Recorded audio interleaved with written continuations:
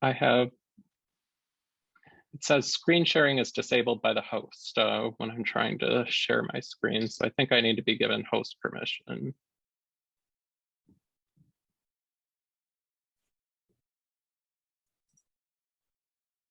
There, that should work. Oh, wonderful. Okay.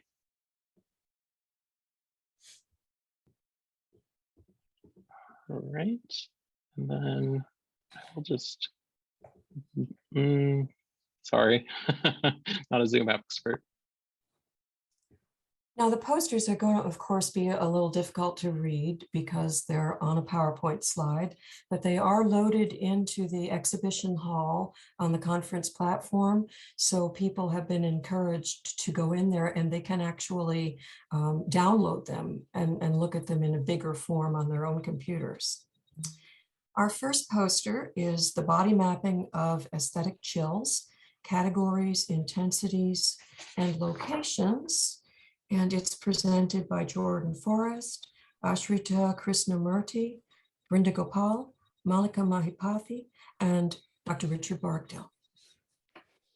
Okay, I'm going to be covering this particular poster, and an aesthetic chill is basically an experience of having goosebumps, but not due to a temperature. It's due to sort of a experience of meaning, and oftentimes it's seen as having a profound experience that gives you chills that most people will have up their spine. Sometimes you'll hear it called, or actually you can get it these chills on any parts of your body. And this is an autoethnography, meaning that about 15 years ago I had this strange experience. I was actually at a Division 32 conference in 2008, and I had these chills. I had the experience of an aesthetic chill 3 times in one day, and it sort of struck me as, well, that's very interesting that I'm having so many of these in one setting. And I decided that I was going to chart them. I was going to start to pay attention to what were the events that caused them to occur. And thinking that if I'm having all these in one day in one spot, that maybe the chill is telling me something, right? It's saying you're having, an important experience, you're having it under these circumstances, and thus maybe I should be doing more of whatever is producing this chill. And so I did. In the first year, I had approximately 51 chills, and I wasn't a very good researcher at the time. I wasn't really doing it for any scientific cause. And I probably missed a few. So eventually we decided I was going to do it again. And the next time I had 71, then I had 75. And then the last year that I did it, I had 192 in 1 year. So one of the things I noticed there about chills is that they, if you pay attention to these things, they start to happen, and then they start to happen more, and they start happening very frequently. And so basically our research has kind of showed that most people, and this includes me as well, kind of break it up into 3 different types of chills. You can have kind of a positive chill that other people call the warm chill. You can have kind of an uncanny chill. I like the word uncanny because both Freud and Heidegger use those words. Uncanny chill, which is kind of the creeps, where you have, something creepy happens and you, that type of chill. And then there's a third category that I've called a pulsar, and other researchers call it a frisson, the French word for frisson. And it usually includes a positive chill plus an additional physiological experience, such as people get choked up or they well up in their eyes. For me, a pulsar usually comes as a very intense chill where it's like your whole body is getting rung like a bell. It's like, boom, you're being told something very powerful. They're very rare for me, but of the 512 that we've charted, about 10 of them have this quality of a pulsar quality is what I call it. And so there's different types of chills. What we started to do, though, was also to body map them. Body mapping is actually a technique created by Sidney Girard, who there's an award named after. And he basically said, let's look at the position of the body that certain things happen. So these chills can happen on the back. They can happen everywhere. And some of the stranger experiences that I've had is just the left knee. I've had it. Usually this has something to do with your body position as well.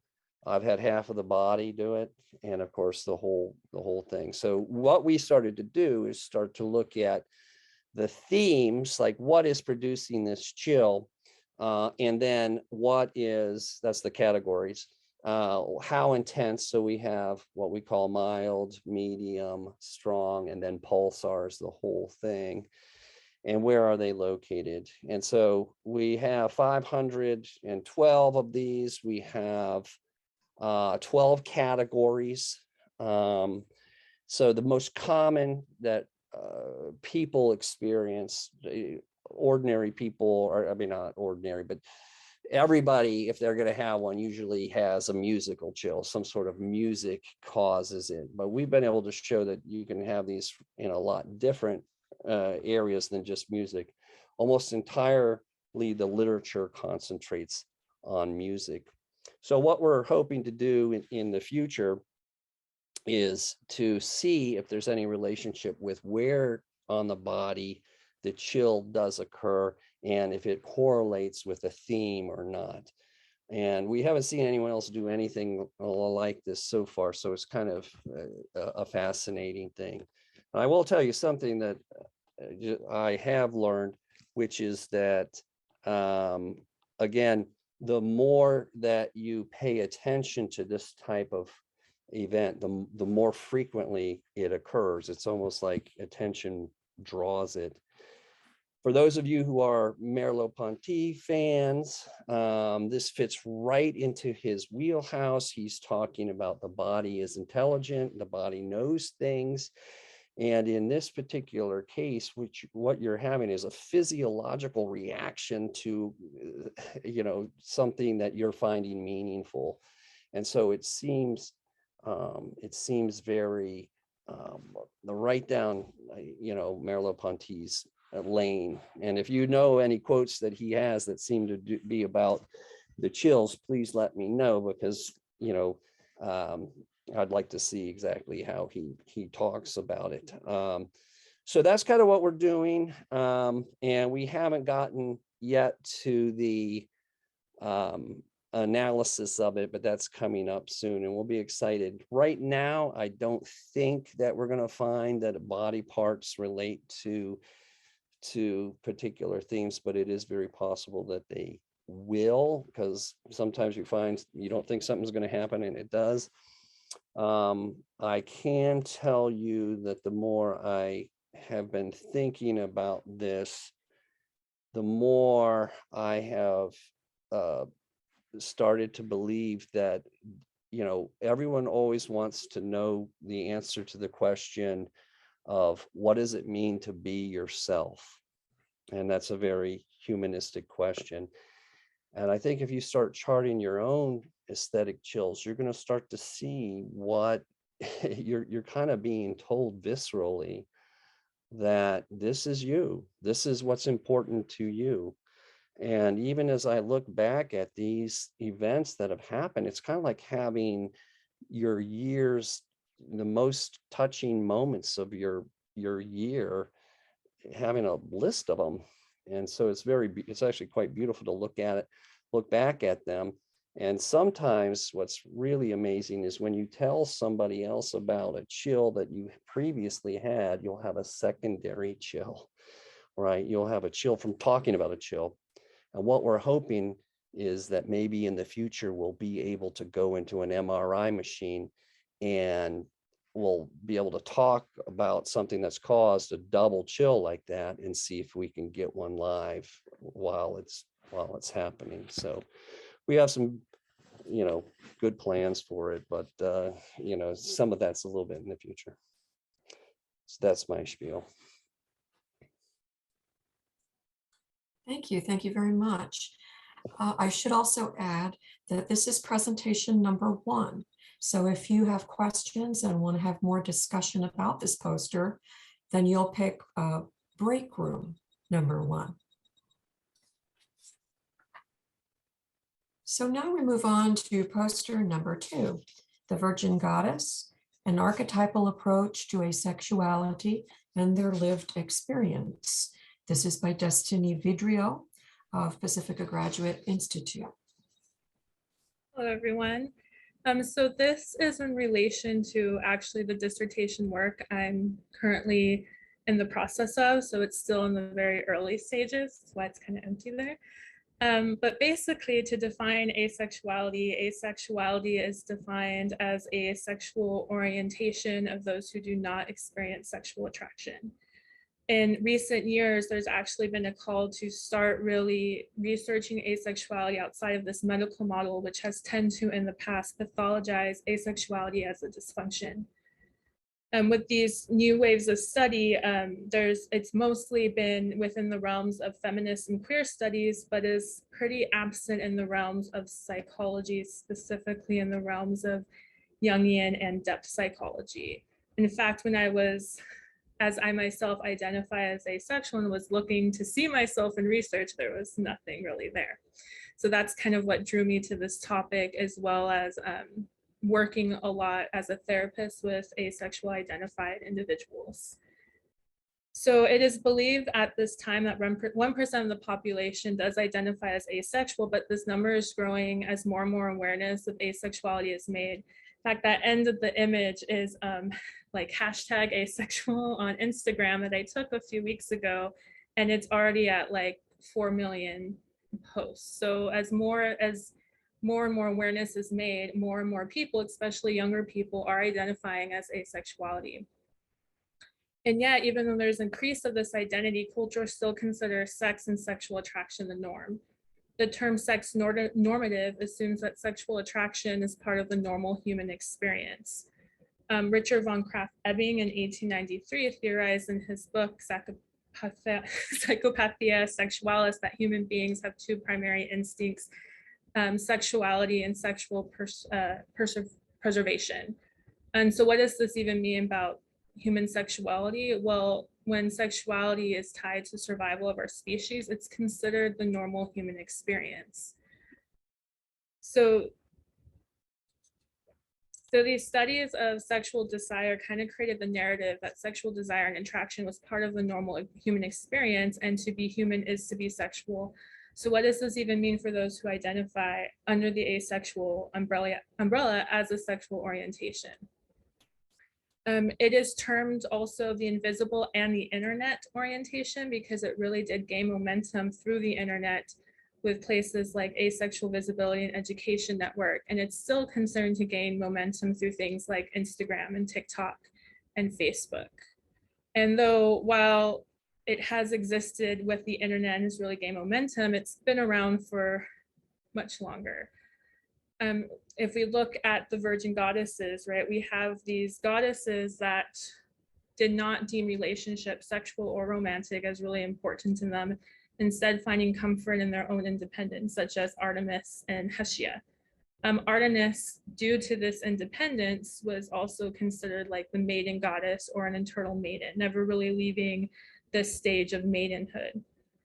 And even in scientific research, such as the 1940s study by Alfred Kinsey, who created that 7-point scale of sexual orientation, found he had a group known as Group X, which was an outlier group. And he defined this group as people who did not react to heterosexual or homosexual stimuli. And it was made up of 2% of male participants, and in his words, a goodly amount of women. And Masters Johnson and Carley, who are acclaimed sex researchers, also mentioned asexuality in their research on human sexuality as those who experience low levels of sexual activity and were not coupled.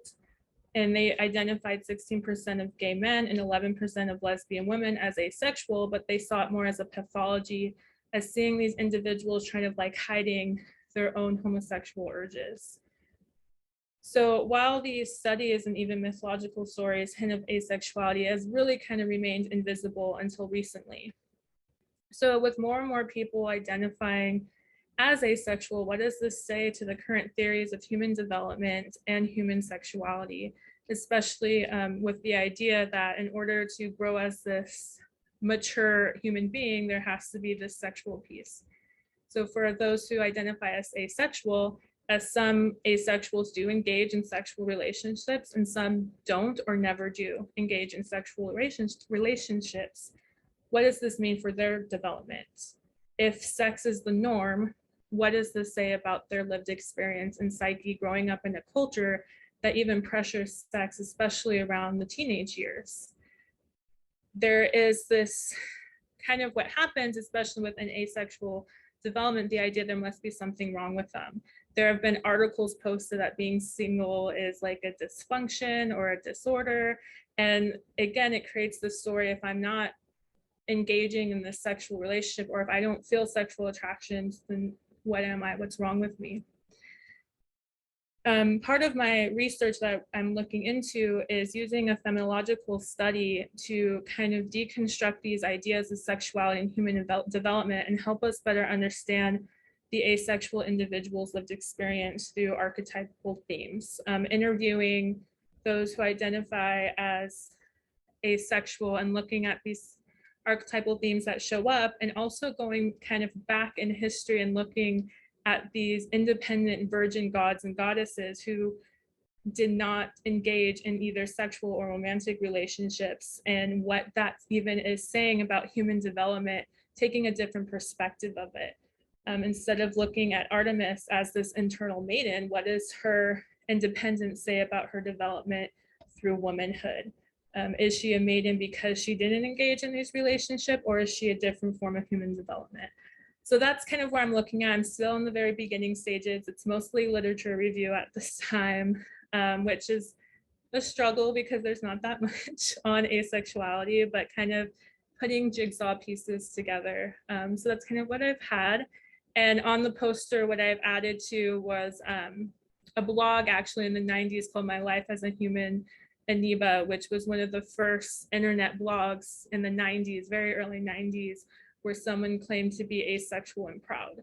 So that's kind of following this timeline of looking at it, as well as historical figures that have wrote that they weren't really interested in sex and sexual relationships, such as Salvador Dali. So that's kind of where I'm taking kind of this hermeneutic approach as well to look at these old stories and individuals of history. So yeah, so that's my presentation. Thank you. So much. That was wonderful. Yeah, thank you so much. Now that was presentation number 2. So for further discussion, you can pop into breakout room number 2. Our third presentation is Daily Personal Growth Benefits, Initial Data. And this is by Adnan Mughal, Alex Eddy, Kritan Haynie, and Dr. Richard Bargdill.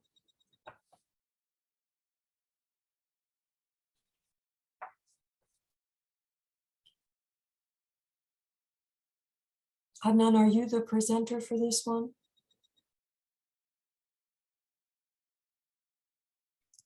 Hi, sorry about that. That's okay.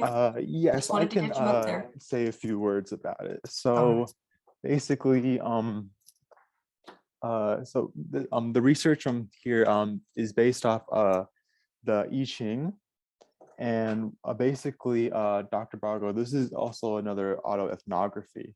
And basically every morning he looked at the I Ching, and he looked at excuse me, I'm blanking on the word here. He looked at like a paragraph or two saying something about the day.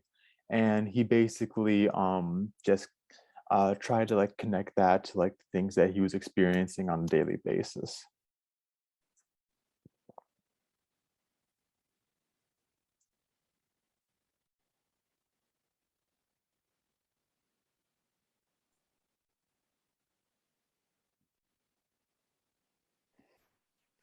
I can add a little bit more to that.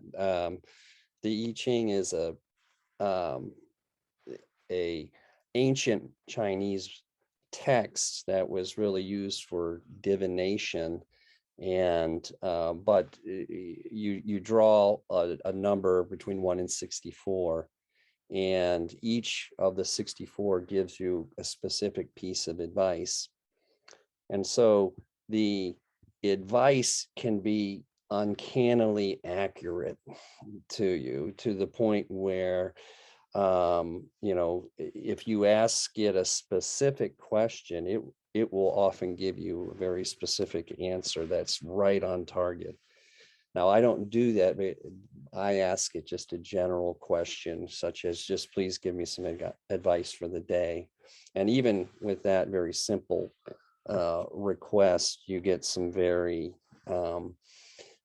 very important advice. So what we've done here is basically take in 5 years worth of numbers, and I use a random number generator. And what we're looking at now in the data is we're looking at, is there stuff that's statistically significant that you shouldn't really see, that defies the levels of probability, right? If you have a random number generator for 5 years, everything should be about 1 in 64, but that's not what we find. And we're finding things that are 2 standard deviations below the norm and above the norm. So this would suggest that this is not random work. I am the recipient of it, but this means that I'm getting certain messages much less frequently than I should, and I'm getting other messages a lot more frequently than I should, as if it's saying, okay, you have that down, but you don't have this down, so I'm going to tell you this again.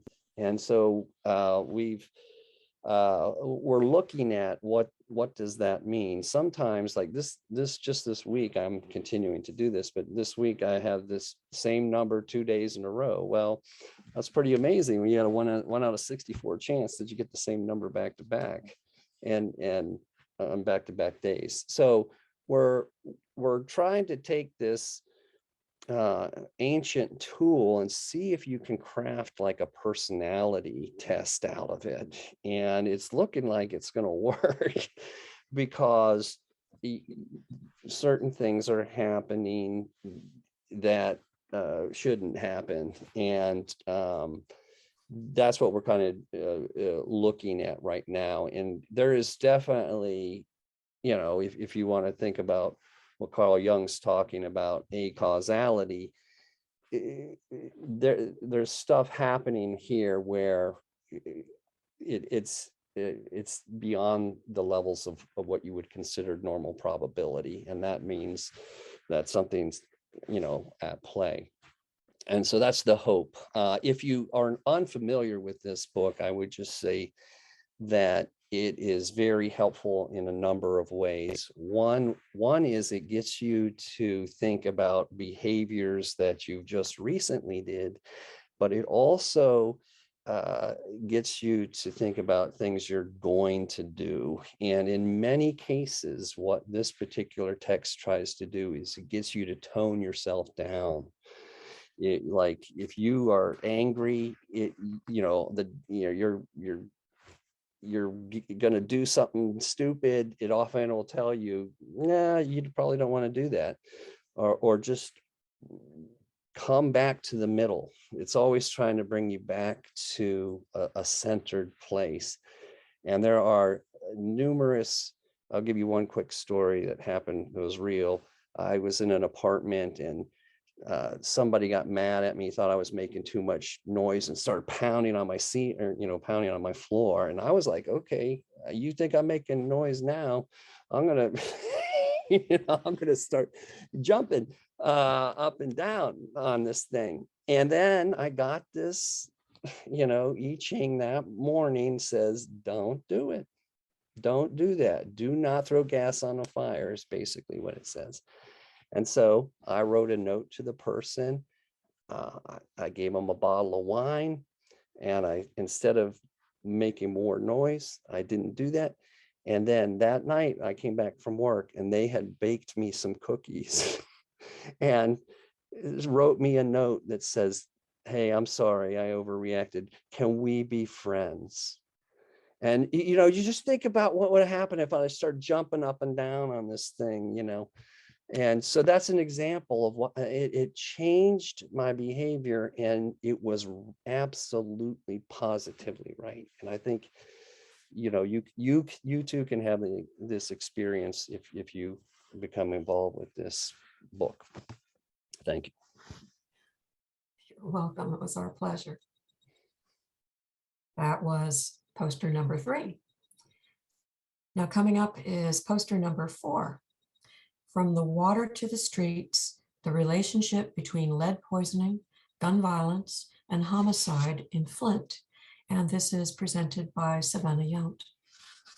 And please forgive me if I mispronounced your name. Feel free to correct it. Good. You got it. You got it. One of the few. Thank you. Okay. So this presentation will address my observations between lead poisoning of the residents of the city of Flint and how that's potentially related to the increased gun violence and homicide in the city. Quick overview of the Flint water crisis. It occurred April 2014 to October 2015 when the drinking water source was switched from Detroit to Flint. In total, 99,000 residents were exposed to lead. Roughly 30,000 of those were children, and then of those, 14,000 were actually under the age of 6. And then thinking in terms of now, those children are probably ages 7 to 14.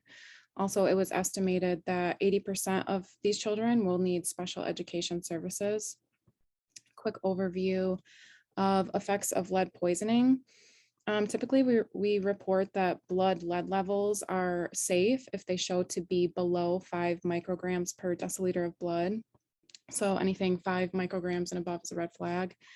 Some professionals state that lead is actually so toxic to humans that there really is no safe level, but especially for children under the age of 6. There's brain and nervous system damage, speech and hearing problems. Imaging shows that it causes gray matter reduction in the prefrontal cortex. Neuroanatomical findings are more pronounced in males. The most common cognitive deficits are decreased executive functioning, problems with mood regulation, and problems with decision making. So overall, lead exposure can result in an array of psychological problems, and it largely derails sequential development. Moving on, I'm going to address 2 studies that actually looked at the relationship between childhood blood lead levels and gun violence in adulthood. Longitudinal study, it was conducted in Milwaukee in the 80s, was when it started. And they began correlating these 2 factors. And the researchers stated that childhood lead exposure impairs future decision-making and may influence criminal behavior.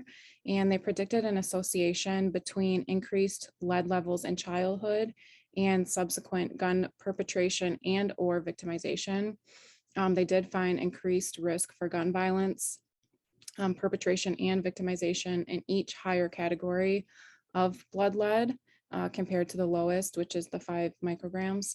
The proportion of gun violence attributable to blood lead levels greater than 5 was actually 56% for perpetration and 51% for victimization. And then there is the Cincinnati lead study, which is also a longitudinal study. They started that one in '79 and recruited pregnant women from poor areas of Cincinnati. Their children's blood lead levels were measured from birth to 6.5 years old.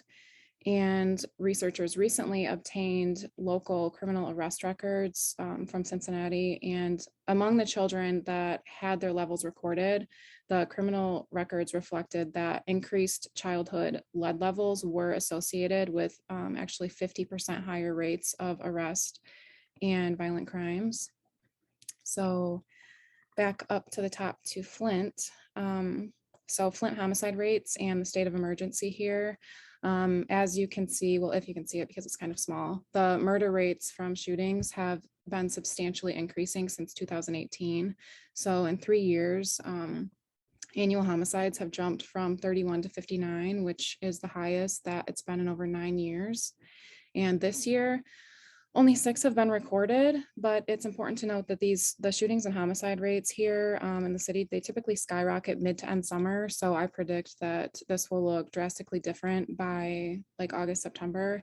And also this time last year, there were only 2. So technically rates are already like 200% increased from last year. Additionally, if a relationship does exist between lead exposure and gun violence here in the city of Flint, I would also predict that homicide rates are either going to continue increasing or at least remain elevated for quite some time, for years, I would think, as more severe effects of lead poisoning are often delayed and they're long-term and they're irreversible.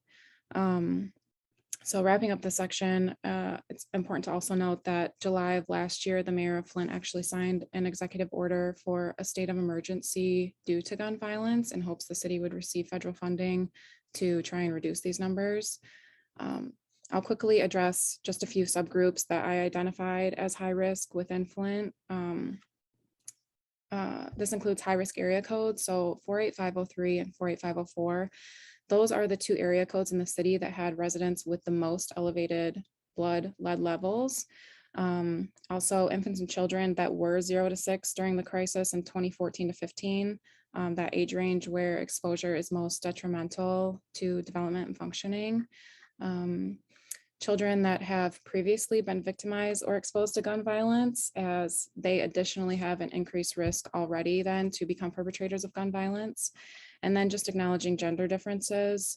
Males, research shows they have higher rates of prenatal exposure, but also experience greater negative impacts on their neuroanatomy. So like frontal lobe changes that influence behaviors like impulsivity and decision-making. And then females have higher rates of postnatal exposure, but they tend to be more impacted in areas like attention and sleep. So just to wrap things up, I'm going to touch on some clinical implications and a little discussion about considerations for future research for the city. Flint actually did receive $94 million of the federal stimulus package to try and reduce gun violence. And this was after the mayor declared the state of emergency. He broke this order down into 6 parts for the city in regard to distribution of the funds. But within those parts, even though mental health services were allocated for, there was no mention or inclusion on any level of the direct effects of lead exposure or the associated neurological and behavioral changes that we know occur as a result of lead poisoning. So I think it should be acknowledged how some of the proposed interventions to deter gun violence and homicide may be ineffective due to the etiology of the behavior that's actually driving the gun violence.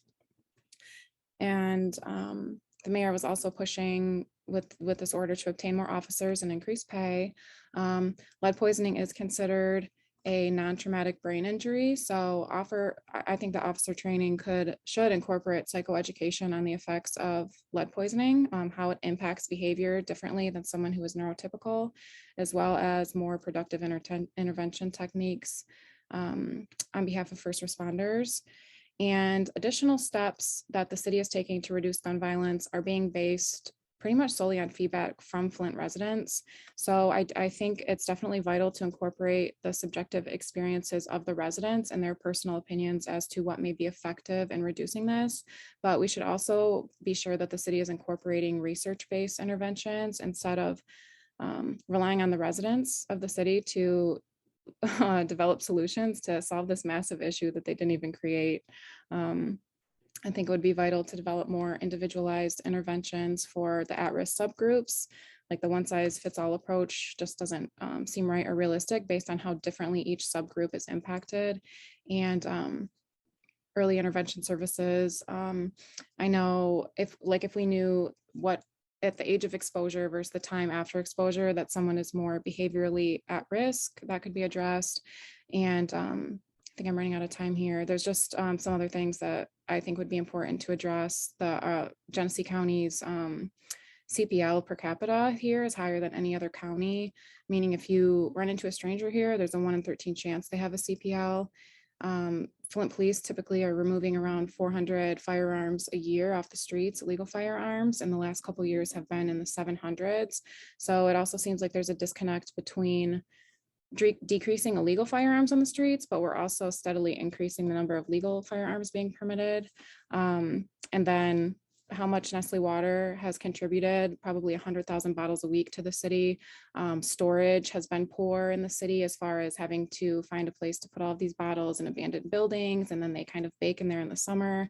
So I think we should consider how the use of plastic water bottles is impacting resident health, neurocognitive functioning, the chemical changes that may be occurring to the water bottles, and then obviously the neurocognitive effects of COVID and how lockdown and isolation has probably contributed to these numbers greatly as well. And that's what I got for you. Thank you. Thank you.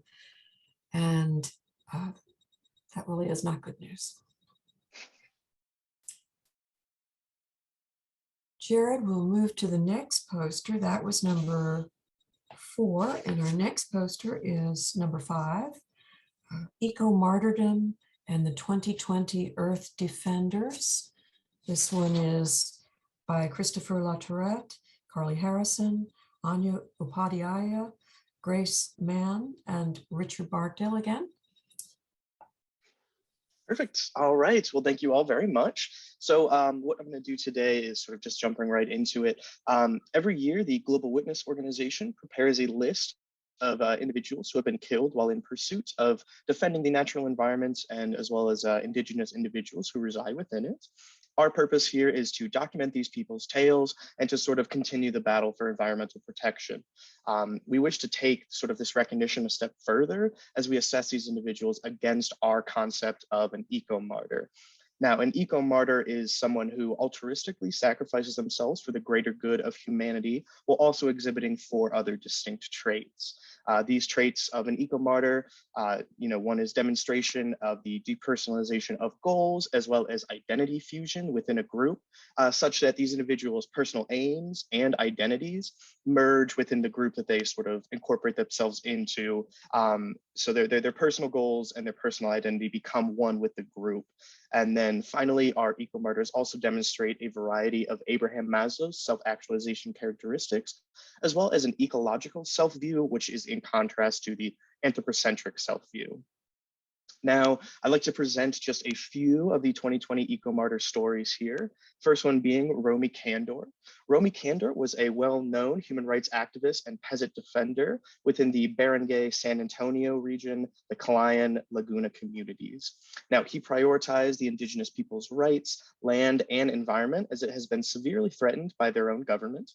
Now, he was active in the support of progression of peasant land and human rights, where he fought for peasant land ownership, accessibility, and community status. Now, the Philippines government has gone so far as to connect these defenders with organizations that advocate for terrorism and communism to errant their primary focus. Romy Kandor was murdered on January 19th, 2020. Now, Kandor and Emerito Pinza were kidnapped by the Philippines National Police Regional Mobile Force Battalion 4A. The battalion brought their remains to the Calamba Municipal Cemetery, where they received a fraudulent burial service under false names. The soldiers presented pseudo family members to carry out the burial in attempts to conceal the crime. Now, the attacks against Philippine and environmental defenders in the Philippines committed by the Philippine National Police are seen as state terrorism, within patterns of persecution towards the individuals working in organizations that prioritize community members and their rights. They've also been threatened and attacked continuously. Now, Romy Kandor exemplifies an eco-martyr by showing true altruism for the indigenous community. Kandor was able to distinguish a cause that was greater than himself and devoted his life to creating a positive change that many community members longed for. When the Laguna community was threatened with violence and oppression, he showed continued appreciation for authenticity of the natural and sociable world of Laguna. Now, our next individual, Anwar Rojas Isarama, was a part of the Embera Wu-Nan indigenous people and the leader of the Indigenous Guard, a legally recognized security force established in Colombia to protect indigenous people and the natural resources on their land. Now, Isarama was shot and killed on January 9th, 2020 in Agua Blanca, Colombia. In addition to being a leader for the Indigenous Guard, Isarama was also a farmer, and upon his death, the Embera Wu-Nan people were forced to evacuate and flee their land because of this increased violence. Now, 17 Embera Wu-Nan families were displaced and reported the death of Isarama to local authorities. No suspects have been identified in this killing. However, authorities have noted that traffickers seek out coastal lands, such as the land where Isarama lived and protected, to export drugs. Now, members of the Agua Blanca community have since called on the government to provide more protection for farmers and indigenous people. And finally, we have Gloria Ocampo.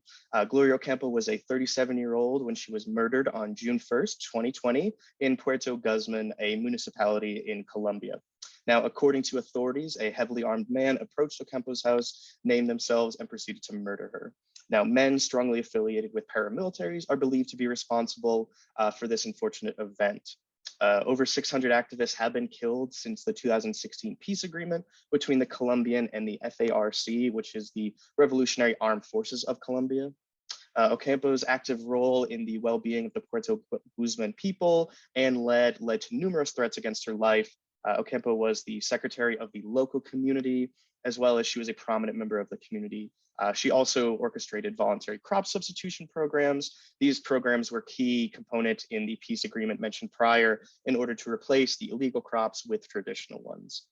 Now, the onset of legal crops in this community has brought on a deplorable amount of violence due to the presence of armed men that forcefully motivate this behavior. And Gloria's sort of public denouncement of the coca leaf crop in Puerto Guzman has made herself and many others a target, basically. So jumping into it, it is our belief that Romy Candor, Anwar Rojas Isarama, and Gloria Ocampo all demonstrate the characteristics required to be labeled as an eco-martyr. Firstly, all these individuals have altruistically sacrificed themselves for the greater good of environmental preservation and the protection of indigenous populations. Secondly, these individuals have exhibited both a depersonalization of goals and identity fusion, as they each held a position of membership within a community or an organizationally led environmentalist group, which they fought for. These individuals also exhibited an ecological self-view as they fought against efforts to destroy natural wildlife and native populations while trying to protect their relationships with the environment and the people surrounding them. Finally, these individuals demonstrate various self-actualizing characteristics as theorized by Abraham Maslow. A few of these characteristics are seen to be, an acceptance of themselves and the natural world, a resistance to enculturation, realistically oriented, and sort of various other characteristics.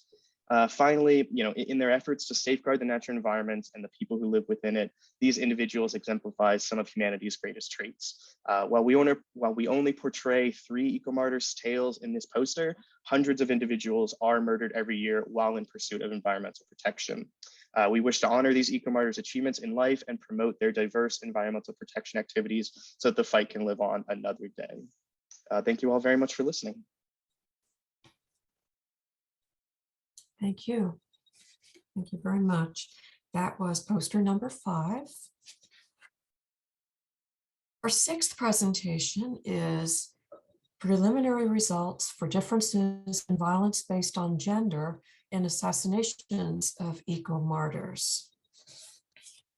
This is by Shannon Roberson and Dr. Bargdill, all from Virginia Commonwealth. Hi everyone. My name is Shannon Roberson. I want to thank you for giving me the opportunity to present my preliminary results. This study, as mentioned, is a part of Dr. Richard Bargdill's Eco-Martyrdom research, which was previously covered, and part of my ongoing undergraduate thesis project. I want to give a warning that there are details of violent deaths in this presentation, so please be advised. As the world has become increasingly aware of the detrimental effects of climate change, there are individuals globally working to slow these dangerous effects. However, these individuals are murdered for their work in protecting land, water, animals, and plants that are essential to their environments. Global Witness, an environmental non-government organization, has been documenting these murders since 2002. From 2002 to 2011, the death toll was 666, 147 in 2012, 95 in 2013, 116 in 2014, 185 in 2015, 200 in 2016, 201 in 2017, 167 in 2018, and 212 in 2019. Global Witness also reported Indigenous peoples made up 1/3 of all attacks between 2015 and 2019. Simons and Global Witness note women and Indigenous peoples are at the center of the violence, as they have suffered disproportionately compared to their male non-Indigenous counterparts. Bargdill's research team is currently researching these murders through writing summaries of about each of almost 2,000 eco-martyrs killed since 2002. This group has defined an eco-martyr as an individual who holds pro-social ecological values that transcend their own personal goals for the benefit of the environment, endangered animals, and/or their communities. Their personal identities become less important than that of the environmental movement or group that they're aligned with. And when faced with violence, the individual exhibits self-sacrificing behaviors rather than backing down. Through anecdotal observations, some researchers noticed female leaders suffered more personal deaths compared to male leaders. This study aimed to investigate if assassination tactics used against environmental defenders differ in types and intensity of violence based on the gender of their victims.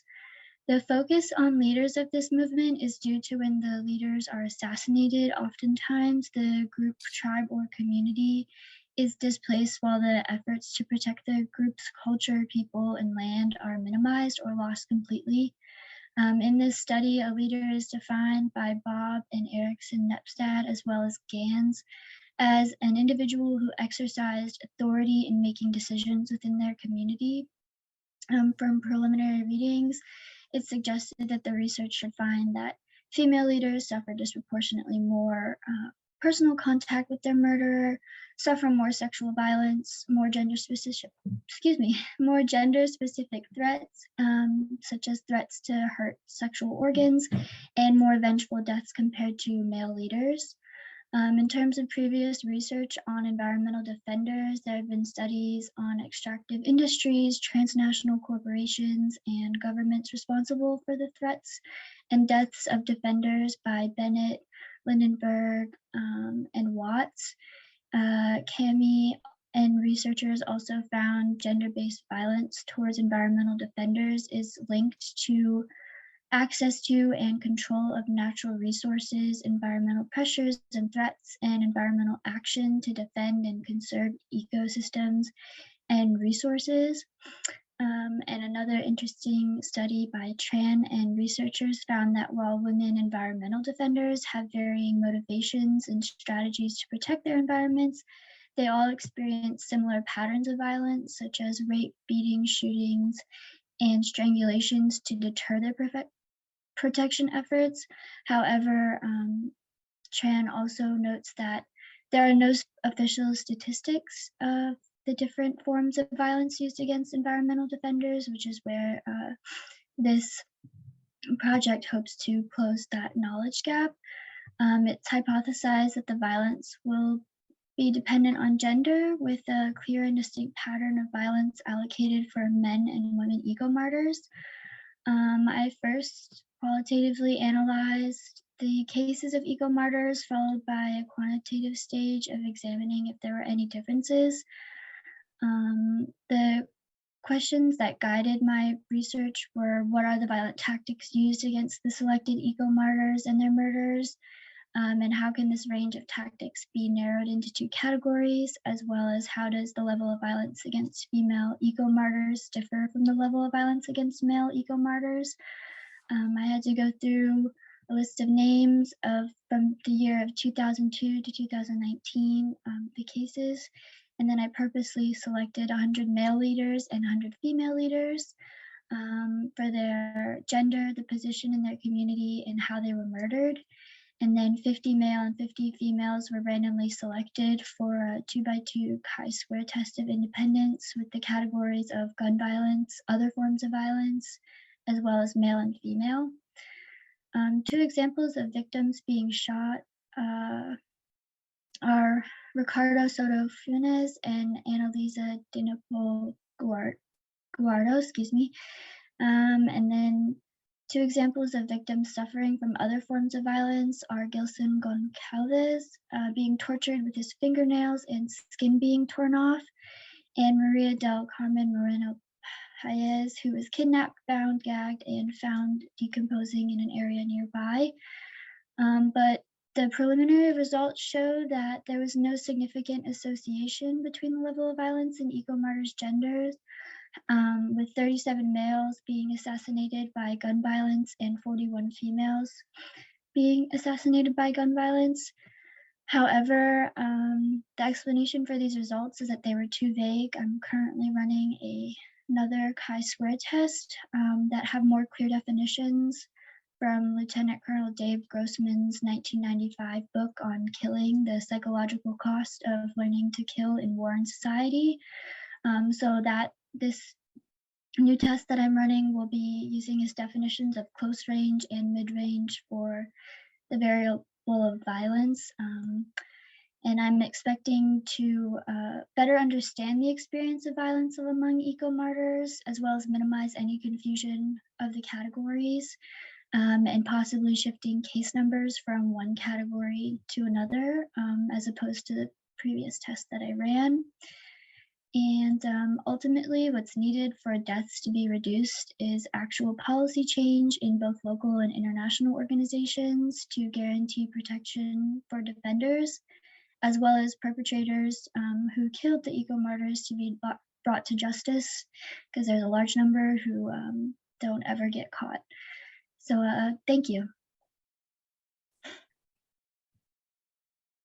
Thank you very much. Thank you very much. That was poster number 6. Our 7th poster is Engaging the Person in Personality Disorder, and that is presented by Hannah Kitsey of Point Park University. Great, thank you. So my poster presentation for tonight is based off of my current dissertation research that I felt fit very well with the theme of kind of deconstructing, preparing, and engaging, as my work is deconstructing mainstream narratives, preparing better, more humane ways of looking at DSM criteria, and engaging on an interpersonal level that allows for a rebuilding of what I have found to be a very rocky foundation of kind of general mainstream diagnosis. My current research is with borderline personality disorder, and that is the lens through which I'll be speaking today. But I believe this has broad implications for how disorders are viewed by mainstream methodologies, and encourages us to be curious about the ways we've been taught and the forms of knowledge that we take for granted. And that's kind of a lot of the things that I have been thinking about as I've been doing my research, and a lot of things that have been coming up outside of my research as well. So first step of deconstructing mainstream narratives, especially with borderline personality disorder, is Adolf Stern first used the term borderline in the late 1930s. At this time, the individuals who were diagnosed with BPD or labeled with this label were seen as not fitting into any readily available classification system, mostly it was trying to describe those with psychotic or neurotic personalities. So if you didn't have one of those, then you were described as borderline. And I think a lot of people fall into the categorization of like not having either. So very big kind of like catch all for a lot of people. There's been a historic confusion amongst clinicians about the conceptual understanding of BPD, and it was even quite literally called a wastebasket diagnosis because of its lack of foundation and immense variability in diagnostic criteria. There's a very limited conceptualization that very much lacks empathy. There's notable disregard for personal understanding with a disorder that has serious implications for those who are diagnosed. The lack of empathy ignores personal experience as a form of knowledge, and this can be seen in regard to research, as there is little to no studies that address symptomology throughout life, and little to no studies that have to do with first-person narratives or addressing any like asking a person how they view their disorder or what it's like for them to live with this label. There's also hyperpathologization. I believe we're increasing the pathology of human experience by taking this certain subset of symptoms and declaring them problems in personality rather than problems in living or understandable reactions to traumatic lived experiences. This diagnostic label is one that is extremely charged and comes with many assumptions about functioning and personal value. This enables stigma and clouds general understanding of the symptoms of BPD. And on top of that, there's a very, very gendered output to the point where BPD is very commonly known as like a women's disorder, or that only women have BPD. Women make up 75% of the population of those diagnosed with BPD. And because of this, labeling someone as borderline is often an example of putting blame on gender rather than attuning to a person's personal experience. Some of the personal observations that I've had just in my own clinical work and also in my research is something that seems like a pervasive and often complete misunderstanding about the intentions of the actions of someone who's labeled as borderline, again, most of whom are women. A lot of times I've witnessed how putting this label on a person situates them time and time again in a losing stance. I've had clients and witnessed clients handed off to really untrained interns just because they're borderline and people don't want to have to deal with them, or being isolated as a way of having to like avoid paperwork, which doesn't really work out for anybody in the end, but that's just kind of like how it happens in the beginning.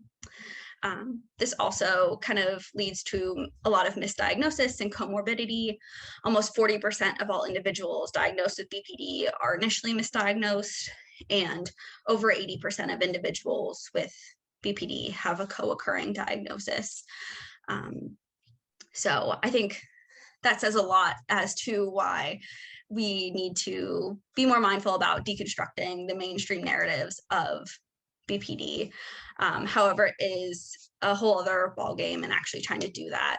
So preparing to move forward is what we need to do by broadening the lens through which we conceptualize, and also releasing ourselves from the constraints of previously constructed labels and attuning to personhood through symptomology. In my methodology, I use a feminist perspective to conduct interviews while engaging in artistic elements that hopefully get towards other elements of being able to represent the participant and shift different perspectives that maybe we don't often think of, that also are allowing us to prepare to utilize themes that I have seen of unclear self-image, abandonment, misunderstandings between therapist, psychiatrist, and the person, and feelings of I identify with my diagnosis, but also I don't really like what it says about me, especially with mainstream media. And I've had a lot of people talk about like TikTok and finding their voice on there, but also having mainstream media say a lot of different things about them. In this, we can begin to engage in a much better way that aligns more closely with our humanistic values, and engage in these ways is engaging in these ways is a great way to rebuild our earlier deconstruction upon a more stable foundation. And we can do so because our interpersonal and relational preparation allows us to better employ personal and lived experiences of individuals with this symptomology who carry the label. It increases worldview while decreasing diagnostic shortcomings and creates much needed space for people whose voices that aren't being heard to be heard, and therefore can help us to mitigate some of the violence that's being done. Because a lot of the time we, in mainstream psychology and in mainstream, like the ways that we approach borderline personality disorder, we silence a lot of the individuals, especially in current research settings, treatment settings. And a lot of the times I've heard even in their own personal lives, due to stigma and historically inaccurate narratives, people are being like routinely silenced, just given the way that borderline personality disorder and personality disorders in general are approached currently today. And I think this is, excuse me, I think this is relevant for how we should engage everyone and how we should be critical of the ways in which we're being taught to engage, especially if it's something that's been done a certain way for a long time and is really questioned and has a lot of implications for practice. It affects the ways in which we engage the person sitting across from us in therapy, the methods we choose to employ in research, the medication we prescribe or endorse, and the general ways we move throughout the world and connect to others. And this is the beginning of my research, the middle of it, in the thick of it. So also a very new thing, but this is what I have for now. But thank you for listening, and I look forward to talking more about it. Thank you for sharing that. That was Hannah with poster number 7. I feel like Vanna White or something. Now we move to poster 8, The Addict, the Zombie, and Survival, shifting to a post-human addiction ontology. And our presenter is Kevin Gallagher, also of Point Park. Thank you for having me. It's been a few years, so I'm happy to be back. So this is ongoing theoretical work based on genealogical, metaboletic, and discursive analyses, breaking down, of course, what came before in terms of addiction theory, addiction definitions, and so we can move to a new way of thinking about addiction. Highlighted in here is the goal of the work is to use the zombie as a lens to view addiction as a foundational element of consumer culture. So rather than an individualized malady, it can be seen as a mechanism that we all kind of have that allows a human being to survive in a society built on both luxury and uncertainty. So starting off just from square one about addiction through to, you can see in the introduction, many believe that there is a set scientific definition of addiction, usually maintained by the American Society of Addiction Medicine. We'll call it ASAM. Something along the lines of a physiological brain disease, usually caused by the addictiveness of a drug or a behavior. And then this then causes compulsions for those drugs or behaviors at the expense of long-term health. And it cannot be cured, but it can be treated. But does this definition actually stand to scrutiny? Is it actually chronic and permanent? Do we always lose control? And are our brains really hijacked by these drugs, behaviors, experiences, commodities, whatever it might be? So there's a few studies that I usually go to for when I question this. The first is in 1970, Lee Robbins found that 90% of GIs who returned addicted to heroin from Vietnam, when they came home, they discontinued their addiction, even when they had access to similar drugs. So it kind of questions the idea of the chronic permanent state of it. In the early 80s, Mark and Linda Sobel showed that even the most addicted alcoholic, if you would, or that suffering from that person suffering from alcohol addiction could control their drinking when given the environment and the incentive to do so. And even another study that most people have heard of now, the Rat Park study, showed that even rats are not susceptible to endogenous addictiveness of drugs like methamphetamine or opiates when they are allowed to live in healthy, meaningful environments. But even with all this evidence, most treatments and policies we have are still based on this ASAM definition. And this can be also connected to the current social issues like the overdose epidemic, continued growth of eating disorders, even expansions of concerns about gambling. And so we can see at a social level that the problem continues to get worse as we continue to use this definition. So if the standing definition is not complete, at the very least, then what is this phenomenon? What is the nature of being addicted? So what is the ontology of addiction? So I wanted to swing way back. As I said, it's very genealogical, and go back to the etymology, and really the birth of how we think of addiction today. And to do so, you have to actually go back to the beginning of consumer culture and modernity. So etymologically, the word addiction enters modern use around the same time as the word consumer and the birth of modernity, around 1600s. As such, this study starts at the birth of consumerism and modernity. And a lot of it is focused on a book from Gerda Reith called Addictive Consumption, where she performs a Foucauldian genealogy of the birth of modernity and consumerism as being driven by colonized drug foods. You all know them: coffee, tea, chocolate, and even sugar. So these colonized drug foods then entered the cultures of the colonizers, and this early psychoactive revolution created a new form of pleasure in these modern cultures. The new products, coupled with these new forms of production, created a desire that was no longer bound by limited access to pleasurable commodities. So they were available everywhere, easily and cheaply. So at first, the wasteful consumption of these goods worked as a signifier of status. Overindulgence was a symbol of opulent wealth and success. But as the capitalists needed to continue expanding their profits, they identified even cheaper systems of production in order to start selling these goods to people who were actually turning those colonized materials into those commodities they were selling, which of course is the working class. In other words, what they were doing is selling the products that the workers made back to them for a profit. Now, even though, as Durkheim would point out, the wealthy are most likely to succumb to addiction because of their wealth, in other words, they can afford it, it was the overindulgence of the poor that was pathologized. So the idea here is that someone had to carry the burden of this culture's burgeoning addiction to these consumer goods, and it just became that working class. So if we shift into the birth of the addict then, when society is driven by consumption of psychoactive commodities, even something we see as innocuous like sugar, the possibility of becoming addicted is ever present, right? Many consumer goods can create intense experiences, and as Stanton Peele has described, addiction always begins with some intense experience, right? That's where it starts. It starts as an attachment to that experience. Additionally, the economy was now built on ever expanding levels of consumption. So this the prior state of eudaimonic pleasure was being reduced by hedonic pleasure. The assumed infinite availability of these goods meant that pleasure was no longer bound by restraints that existed before. You could also argue that Freud's pleasure principle probably couldn't have happened had this change in consumerism, commodity culture, and modernity happened, right?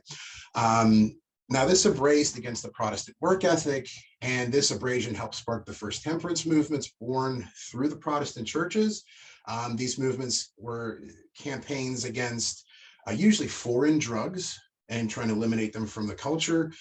We think of the temperance movement in the US usually around alcohol and prohibition, Carrie Hatchett, but they occurred even for things like tea, coffee, and sugar. And the key to the temperance movement was the idea of an addictive effect of these drugs. Their message was that they turned people into slaves with all the multiple levels of connotation with that word. This also explains why the use of the word addiction started to rise at this time, because etymologically it is related to the idea of enslavement. It is a Latin word meaning to become addicted to or enslaved to some other thing, some other entity, some other person even. But they also needed a why. Why did this addiction occur? So first they created these diseases of the will. The idea then was that the drugs break the spirit, not necessarily the body, but the spirit, making that person a less than civil, rational, Enlightenment humanist type being, right? It made them something other than fully human.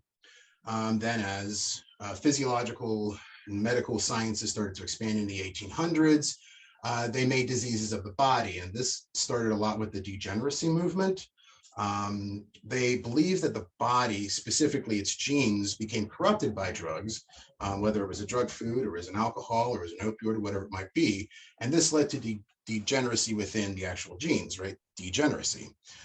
This led those thinkers and even eugenicists to start believing that addiction was infectious at a genetic level, that once a person was addicted, they passed it on to their offspring. So this disease of the will and then of the genes and then now of the body as we see it, this was the root of the physiological definition we have today. Either way you look at it though, the addict had become something other than fully human. It was an other, right? And so that's where the idea of the rise of the zombie comes from. So a few years ago, I was thinking about this ASAM definition, and I realized how similar it was to the idea of a zombie. It's someone infected internally by a foreign substance from outside. It changed their physiology, making them a person that behaved in a way other than a normally civil, rational human, and always driving them to consume more and more and more to the point where they were already, in a manner of speaking, no longer living, right? But what's fascinating about this comparison is actually how we all see ourselves in the zombie. Quote from Lauro and Embry in their compendium Zombie Theory and from the Zombie Manifesto that they wrote, the zombie now represents the new slave, the capitalist worker, but also the consumer, trapped within the ideological construct that assures the survival of the system. It consumes and it makes more consumers. That's the infectious nature of the zombie. So this is why zombie movies, books, comics, shows, songs, games, you name it, are so popular. It's because at some level, at some point, we see ourselves in that zombie. We see our own consumer self in that. We start to see that as consumerism has grown and engulfed us, we have all to some degree become enslaved to those commodities we consume. So we're left shuffling ahead in search of our next commodity fix while holding up the system that passes on the contagion of addiction to the next generation. So I wanted to make it explicit that I'm not trying to reduce the suffering of those who are going through drug, food, gambling, addiction to a zombie, to something other. I'm actually trying to show that they're actually no different than most of us in a consumer culture. In fact, all of us in a consumer culture. I'm actually trying to say that we're all kind of zombies right now as it is. We're all already infected. We're all already addicted. Additionally, those suffering from usually discussed addictions are actually less dangerous to society than to what we might consider a wealth and power addict that we're seeing now fly into space. So from the working class to the ruling elite, we then see ourselves as overwhelmed and all consuming, all in order to gain that intense experience that we find from those commodities. But then that leads us to that question of what is addiction? So if it's not this physiological disease, it's not the disease of the will, what actually is it then? Is it really a disease that turns someone else from a fully functioning human into something other? Is it actually something that's separate from usual human experience, or is it actually a human ability? A way to survive when our environment is dangerous and uncertain. Agamben would say our society is no longer concerned with making live and letting die, as the past was through modernity, where the governments would usually let some people die in order to make some others live. In the postmodern age, it has become focused on making us survive. We need to find ways to then just doing that. We no longer can thrive. We're all just trying to get by. So it may be that our state of social addictedness is a mechanism we use to simply get by another day. It is fundamental survival mechanism for a world built on infinite pleasure and infinite desire, yet it is also the place where trauma has become the normalized rather than the disruptive condition. So as the philosopher Rosie Braidotti reminds us, life can become a habit.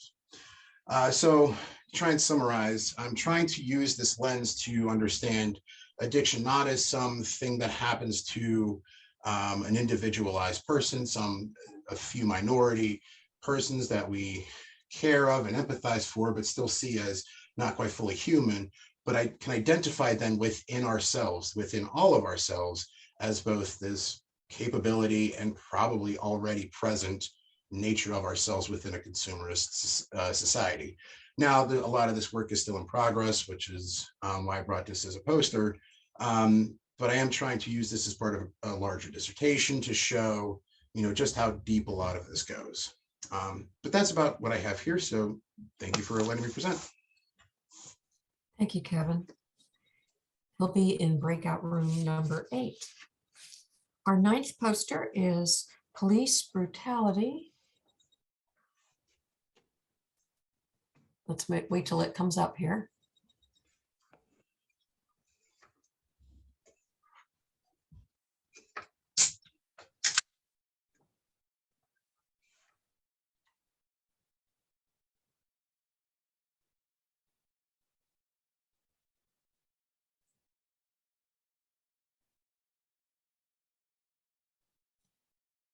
Jared, can the next poster be brought up?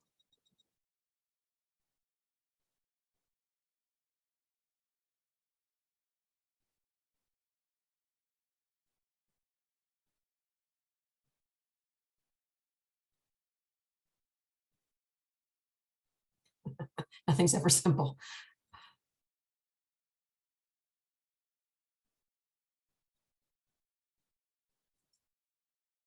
Okay, just bear with us a bit.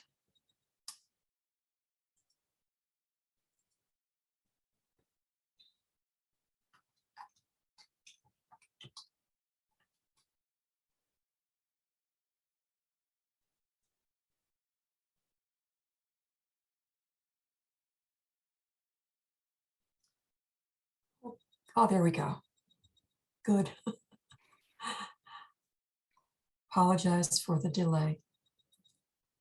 So our next poster is Police Brutality and Killings of Black Americans, Exploring Vicarious Trauma by Courtney Gopal. Did I get it? That's good, of Michigan School of Psychology. Thank you. Good evening, everyone. So to give you all a little background, in 2020, former New York City Health Commissioner Oxiris Barbett stated, "As a woman of color leading the country's largest public health agency, Mr. Floyd's death feels different because it represents a cumulative injury. Personally, I felt this cumulative injury then, and I continue to feel it every day down to my core. This has led to my sense of cultural responsibility to address racial diversity and help increase recognition and how disparate racial identities impact racism and violence through my research. And that's how this project was born. Morally wounded is a term that has been used by Blacks to describe their feelings associated with thinking of the torture and murder of George Floyd at the knee of a white police officer.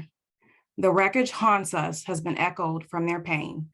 The historical and ongoing acts of unwarranted violence inflicted by police officers on Black Americans violates basic human rights and leaves lasting psychological and emotional impacts on the Black community. And this has significant implications on vicarious trauma being experienced by Blacks. So I conducted a systematic review of the current literature.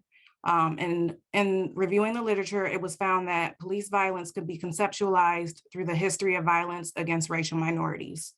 In 2021, Mahmoudi and colleagues compared and extracted data from US National Vital Statistics System and came up with Figure 1, which can be seen on my poster. It shows that the police violence mortality rate per 100,000 by race and ethnicity in USA from 1980 to 2019, non-Hispanic Blacks have been killed by police in the USA at higher rates than any other race or ethnicity. This history has created a ripple effect of intergenerational trauma and racial socialization, which was the theme that I saw in the literature. So Bryant Davis and colleagues define intergenerational trauma, or also known as historical trauma, as the psychological distresses or consequences of cultural groups or families' experiences of severe trauma, such as genocide, poverty, war, or in this case, police brutality, that is continuously passed down across generations.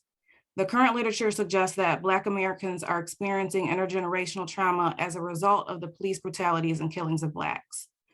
Preceding generations tell their descendants stories of their traumas, like they'll share stories about Rodney King or give warnings about their own experienced traumas.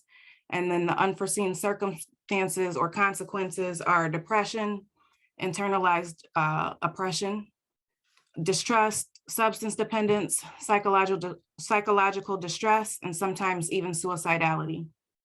Another phenomenon associated with the police brutalities and killings is racial socialization.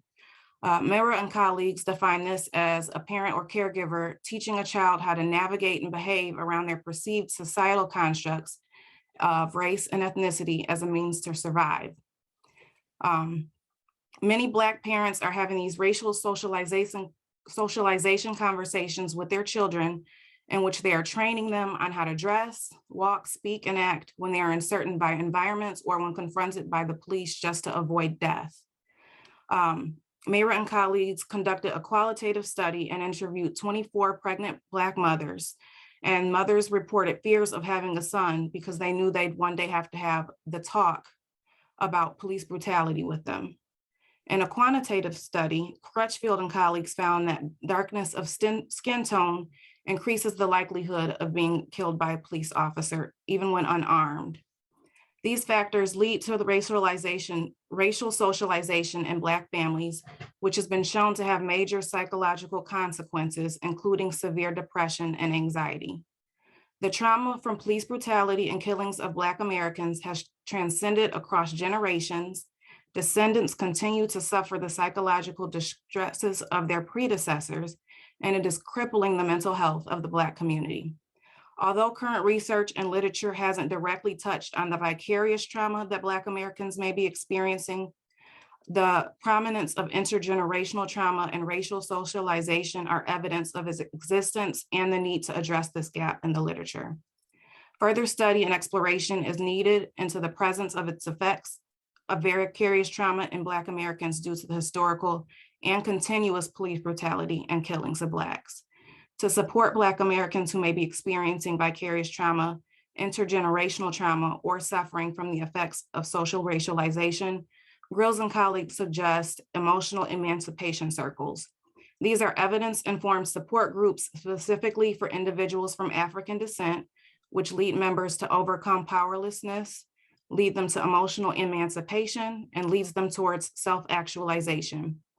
Although Blacks tend to find support against experiences of invalidation from their family unit or community, Bryant Davis and colleagues suggest individual psychotherapy may be necessary because Black Americans may experience feelings of shame or guilt associated with racial trauma. In this instance, building and maintaining a positive therapeutic relationship is imperative. In 2021, Woods presented a new framework for traffic enforcement to restore the Black community's trust in law enforcement. The Black community may begin to heal with the help of mental health practitioners implementing the aforementioned practices, Woods' suggested framework for law enforcement, and future study and exploration into the vicarious trauma among Black Americans in the context of racism and police brutality. Thank you. Thank you, Courtney. That was number 9. And we move now to poster number 10. An existential psychotherapeutic approach to meaninglessness, seeking a balance between emotion regulation and feeling one's feelings. This is Kat Becker from the University of Denver. Hi, everyone. Before I get started, just thank you. I'm so grateful to be here with you all, and I'm definitely going to be considering so many of the really important implications of all the other posters presented. So the topic of my poster is really about meaninglessness, and Albert Camus considered life just being completely absurd. And what is that experience like when the absurdity of life does strike you and that meaninglessness is experienced by people? So this poster is informed by existential humanistic psychotherapy and effective science. The topic of meaninglessness is especially important in providing multicultural affirming psychotherapy. A study done in 2021 showed that individuals with marginalized identities, those younger clients, as well as those with less economic resources, actually experience higher levels of meaninglessness. So this is really important to kind of hone in and just listen to how meaninglessness might look, sound, and feel for clients in their lives. For me, many of my clients are not saying the words meaninglessness. However, it is something that's coming up within their life. So honoring clients' language is part of a way that we can reduce that hierarchy in therapy and really empower clients to advocate for their own emotional experience, their own inner world leading the way, as well as strengthening that therapeutic alliance. So this poster kind of asks us, what does that balance look like between feeling our feelings, as well as engaging in things like emotion regulation? So the really wonderful news is that we can collaborate with our clients and we can ask and we can say, what does this look like for you? What feels good for you in terms of this balance? I find it very powerful for me to relate to that human aspect with the client while being mindful of that multicultural piece, right? So I need to bring a lot of humility in the room as clients experience emotions different than me. We grew up in different households. We have different intersecting identities. So really being present and empowering clients to take up space in that room, as well as expressing emotions in ways that feels good for them, that feels good, safe, and empowering for them.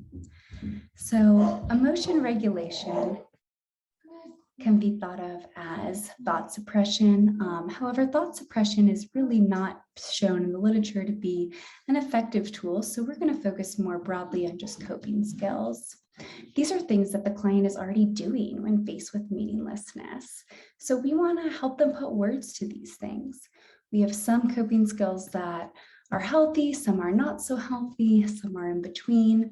And really exploring these things with the client to see what they're already doing and maybe things that they would like to be doing in the future. So it's important to remember that in terms of symptom reduction, in terms of coping skills, this is not an assumed goal of the client when it comes to existential humanistic therapy, and collaborating on a treatment plan can be really empowering and strengthen that therapeutic alliance that determines outcomes of psychotherapy. So that experience of meaninglessness, what emotions are associated? A 2021 study showed that boredom is a major emotion associated with this. So this poster asks us the question, what if we just acknowledge this emotion and maybe let the client's inner world lead the way a little bit, rather than shifting directly to coping skills and emotional regulation. Yalom would say that for the other existential givens, death, anxiety, freedom, isolation, we need to look directly at them and face them head on. However, he says for meaninglessness, we need to look away and we need to look at meaning. And the meaning maintenance model supports this. This is something that was developed to enhance terror management research. And this proposes that this is a natural human thing that happens when people are faced with experiences of meaninglessness. They naturally take away more meaning from those same experiences. So while this natural process happens, what if we kind of sit in that emotion with the client and really slow down and feel and maybe even be grateful for the emotions that might accompany them on that journey. This is in line with existential humanistic therapy as it really lets the client's inner world lead the way. This is also a very human approach, so it can be really uncomfortable, and the literature about existential humanistic therapy and providers is consistent about self-care and existential self-care and really seeking for meaning in our own life as a way to provide sustainability in our practice. I think this is incredibly important as a human, as a therapist. This is something that I can relate to all my clients with in my own way. And I think holding space for them and their own experiences has the capacity to really empower them within their own lives, because therapy is a microcosm, right? So if we can feel these things together, if we can provide safety, provide empowerment for their emotional expressions to lead the way, then that's going to impact how clients interact with their emotions outside the therapeutic space, and when we are no longer there. And I also want to be cognizant, I wasn't keeping a timer. Would anyone be able to provide how much time I have left? You have a couple of minutes left. Okay, awesome. Thank you. Yeah, so effective science research really is about the emotional experience and specifically affecting the onset and how an individual experiences that emotion. So for a lot of people, particularly people in younger generations, they are really familiar with words like coping skills and things like that. So I think it's important to talk about these things in ways that equips clients with the language, because that's also part of that reducing the hierarchy within the therapeutic alliance. This is a really important part of providing existential humanistic psychotherapy that's consistent with multicultural affirming care. And the reason for that is because in many cases, people with marginalized identities have been told, you are not worthy, implicitly from society, like you are not worthy of taking up space. So how beautiful and how important and how empowering as a therapist when we can just like roll out this space for someone and say, thank you. I am a visitor. I am a guest in this space. This is your space. And I tell all my clients, my goal is for you to be able to directly confront me with something. Say a microaggression was said. Say, the use of silence isn't that helpful right now. I actually want to focus more on coping skills, because that would be amazing for them to be able to have the tools and the language and the belief in themselves that they can advocate for themselves outside of the therapy room in ways that I think everyone really deserves to do. So meaninglessness is more important now than ever. And I think this can be said at many times throughout history. And as we see in the existential literature, this is just a reoccurring theme in a lot of ways that a lot of people experience. So bringing this up with clients and being tuned in enough to see how they are already existing with meaninglessness in their lives is a really important thing. With that being said, let the client lead the way in terms of that push and pull between feeling one's feelings as well as utilizing emotion regulation skills. So thank you, everyone. This is a topic that is so important to me, and I am so grateful to be able to share this.